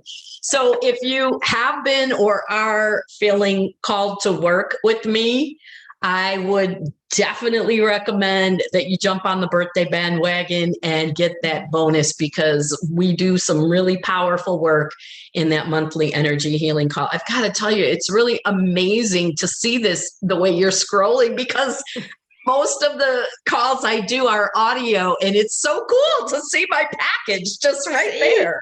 Exactly, right? Yeah, I cannot talk. So again, package A is $127, and because I offer the 10% gift for everyone, take advantage of that as well. Use the 10% code TACS10. Package B is $197, but that also includes the 30-minute personal session with Beth and the bonus 3-month subscription to her energy healing calls if you purchase by her birthday, January 30th. Well, I'm glad you told us, because otherwise, I would not have known. So at least then I can wish you properly. Yeah, because it's not on Facebook or anything. So if you don't know when it is, you're not gonna be told. And I'm really not on Facebook enough to see everything. So I'll be honest, I'm not on that much. I come on to do Same. the promotion and that's it. I jump on, jump off, I serve, and then I leave. Exactly. So again, the packages are available at alara.at/show/Beth1. I wish I could type it in the chat, but for some reason it never works when I copy paste. So I'm gonna just write it in for those of you who want it. So that is available. And okay. So please do take advantage of that. And of course, the personal session, if you can, I would highly recommend it, as we've seen how Beth works during this call. We did a few, caller questions, and then we're going to do another bigger activation now, but you'll get a chance to see how she works one-on-one. And so I would highly recommend it because it's something we all need right now. We all need the support. Sometimes we need, some clarity. Sometimes we need some clearing. So give yourself that gift. And of course, you also will receive the 3 months of the energy healing calls with Beth as well. So that's powerful. If you look at all the testimonials on the in the email or on the special offer page, there's so many and they're like amazing. I was reading through them all and I was like, oh my God, wow. It's like Beth is doing a great job, right? So please do take a look at those as well so that you can see for yourself how magnificent and wonderful she is. Okay. Thank you. And Anna, thank you. Beth is the best. This last year of working with her has moved me beyond my wildest imagination, and more is to come. Please consider this offer. Amen. I love it. It's so, I just get chills. I'm just so grateful for your kind and loving words and those of the people who've already worked with me, because this is my heart and soul work. I always have been who I am, but I wasn't as directly connected to it as I needed to be to bring forth all of this. And I couldn't do this by myself. The divine team that I have is huge. And I also need you guys, because if I don't have someone to work with and to serve, I can still do the work, and I do all the time. I'm constantly sending light and energy where it needs to be and holding space and all of that. But we need more of us doing that. We need more of us to be really clear on what we need to do. And if you'll think back to the process we went through with the woman who had her house burned and was getting a massage. I love that vulnerability that she just jumped on the call while she's getting a massage. But part of what you saw there is what I'm about. I want you to be empowered to do what needs to be done for you without having to pay somebody else. So be willing to pay now so you don't have to pay later. Absolutely. I totally get it. I'm all about empowerment. I don't want you coming to me for the next 5 years, every month kind of thing. I do not want that. Because Right. I think, you can do that for yourself. I know how important getting support is. I have received support in the past when I really needed it. And I'm so fortunate and blessed that I had that. I would not have made it to this point if I hadn't. But now, you know what? I don't have to have that much support as I used to, but I had it at the beginning when I really needed it. So now I'm pretty good, but there are still moments I was like, I gotta make that phone call. Right. We all need help and support all the time. We'll always need it, but we won't need as much, because once you educate yourself and get all the tools gathered into your tool belt and move into a state of being where you're able to trust, then you will need less. It's just more maintenance and support as opposed to fix me.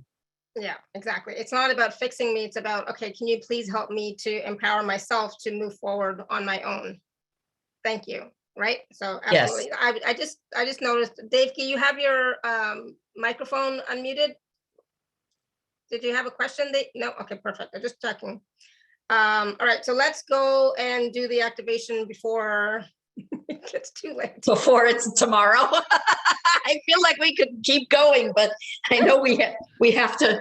Did you ask me if I had a question? Sorry, Destiny, go ahead. Did you ask me if I? No, do you have a quick question? Do you have a quick question? I'm having some serious issues with my inner child. She's like freaking out. Okay. And causing me to get attacked. Okay. So what is coming through, Destiny, is that you need to take charge of your inner child. Call her in and recognize her, and then tell her, okay, this is what we're going to do. It's treat her as you would a child.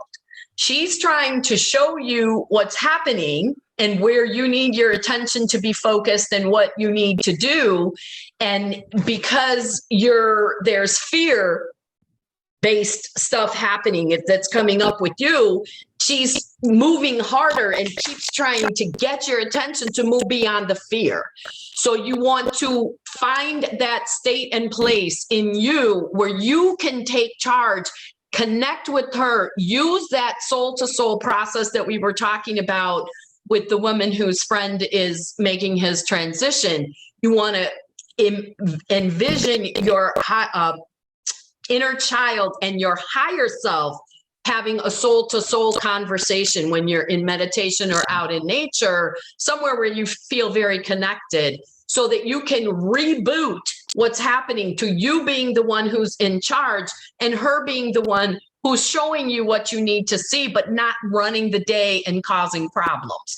The problems are coming up from two angles. That you have some fear about what she's doing, and then you are also giving your power away to her. She's a messenger. She's not the boss. You're the boss. And I can hear her say, that's not true. She's not the boss of me. Excuse me. She is the boss of you. Destiny is the boss of you, little girl. So you need to take charge. To make sense? I know your bandwidth is low, so I hope that makes sense, because let us move into the activation, and then you can see some of the ways that I use to set people up to connect in, so that you can then open that heart space and have these conversations with your inner child. Take your power back from her.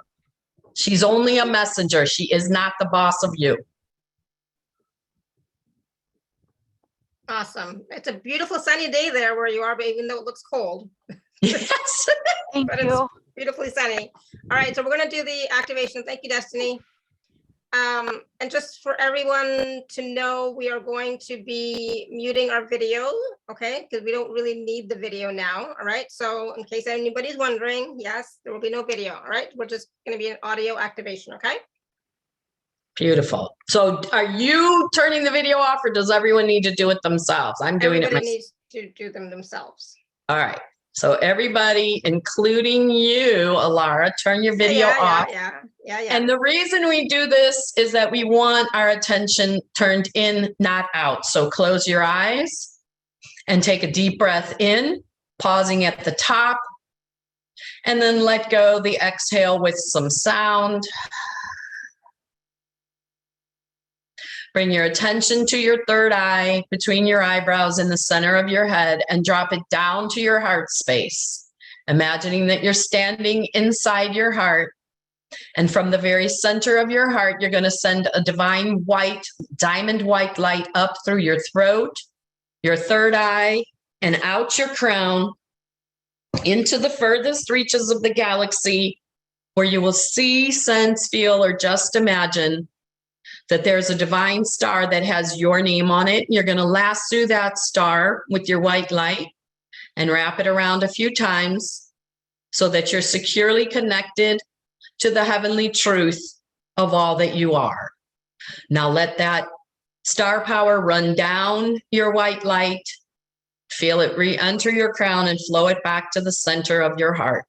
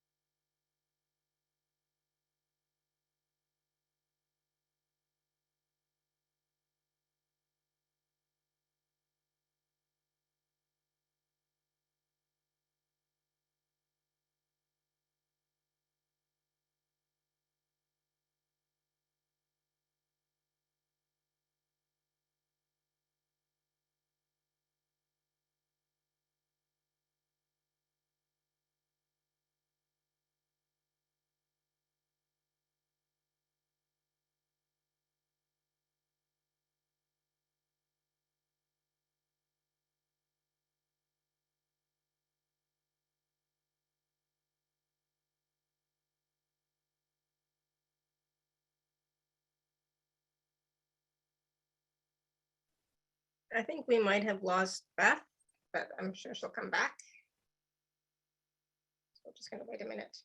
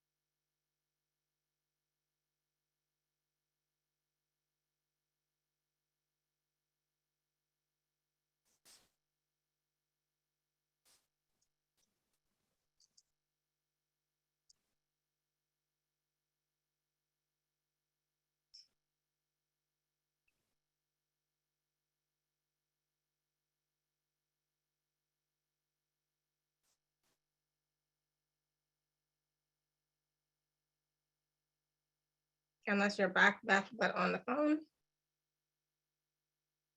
Don't think so, but maybe. So everyone just stay in your heart space while we wait for Beth to come back.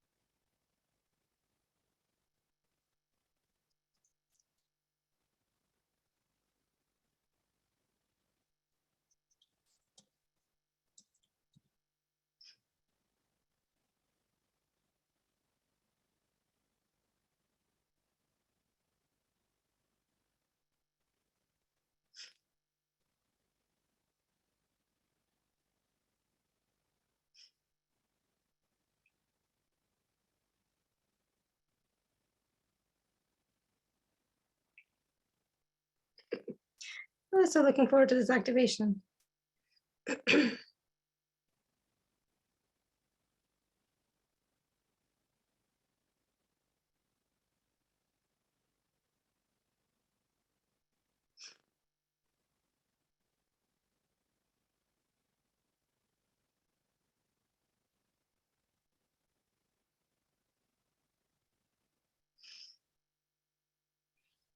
I'm not sure if her phone died or her computer died.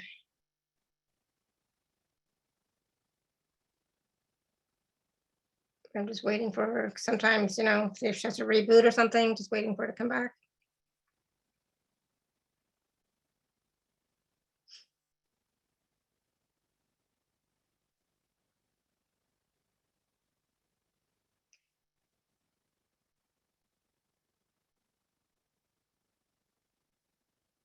Okay, maybe let's see.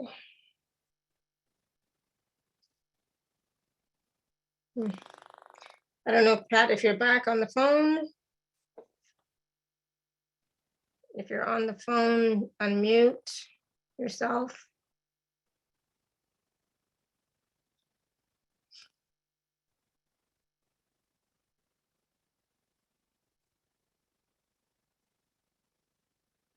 I'll give it another minute.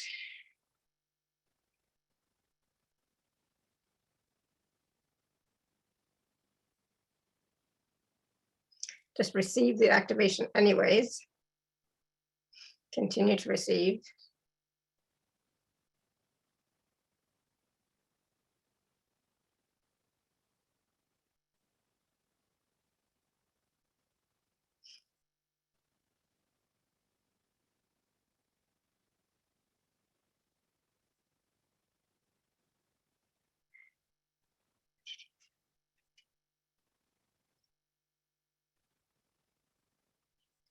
And if not, then we will have to call it a day.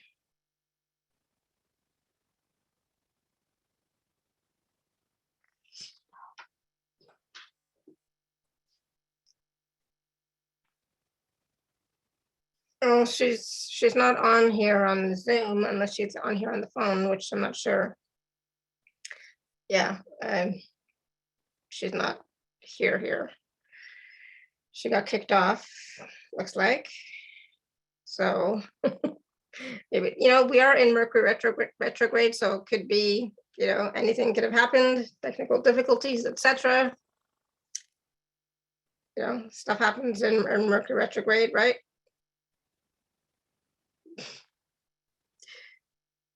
Yeah, so what can you do? All right, so it's all good. Just continue to receive the activation because she already started it, right? So continue to receive it and know that you will receive it fully and in the highest and best way possible. All right, everyone. So thank you for being here. And until next time, may you continue to be blessed with an abundance of joy, peace, love, happiness, prosperity, and radiant health. Sending you all much love and blessings always. Bye for now. Thank you, everyone.